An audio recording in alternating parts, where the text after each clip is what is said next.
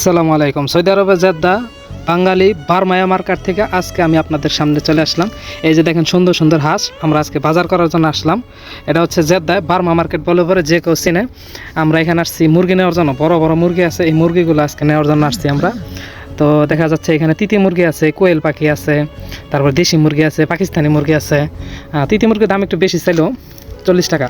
এই যে দেখেন এদিকে সব বাঙালি, একদম পুরো বাংলাদেশের ফিল পাইতেছে আমরা, ঠিক না? এই যে আমার সামনে ওস্তাদ যাইতেছে, এটা আমার গাড়ির ড্রাইভার। এখানে কত সুন্দর সুন্দর মাছ, ঠিক আছে? আমরা আজকে অনেকগুলো মাছ কিনছি। লাল লাল যে পোয়া মাছ আছে এগুলো আজকে একদম সস্তা পাইছি, 5 রিয়াল কিলো। আমরা পোয়া মাছ নিছি 2 কিলো।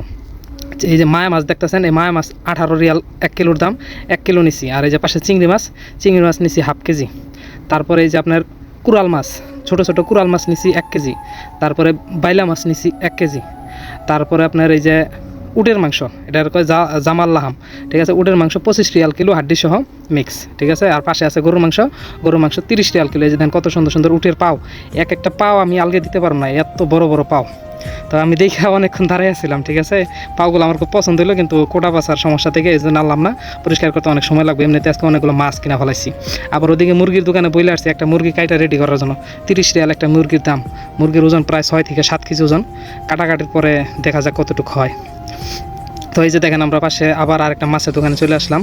এই দোকানে আপনার এই যে ছোটো ছোটো মাছগুলো আছে এগুলো দেখতেছি। এই যে সামনে দেখতেছেন বড় মাছ, এটা হচ্ছে সুলেমানি মাছ, ঠিক আছে? এই মাছটা খাইতে বেশি একটা ভালো লাগে না, টকটক লাগে। তারপরে এই যে আপনাদের যে বললাম যে পোয়া মাছ নিছি, এই সেই পোয়া মাছ, লাল লাল মাছ যে দেখতেছেন, এই সেই পোয়া মাছ। তো এই বারবার সুলেমানি মাছটা দেখতেছি। আবার এইদিকে দেখেন বাঁশকরুল, ঠিক আছে? চায়নারা যেরকম বাঁশ খায় এরকম বার্মায়েরাও বাঁশ খায়, সৌদি আরবেও বাঁশকরুল পাওয়া যায়।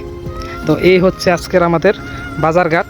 আজকে আমরা বাজারঘাট করলাম, এখন চলে যেতেছি আবার সেই মুরগির দোকানে যেখানে মুরগি অর্ডার দিয়ে আসছিলাম যে মুরগি কাটবো। আবার এই মাঝখানে দিয়ে রাস্তায় এক ভাই বাদাম বিক্রি করতেছে।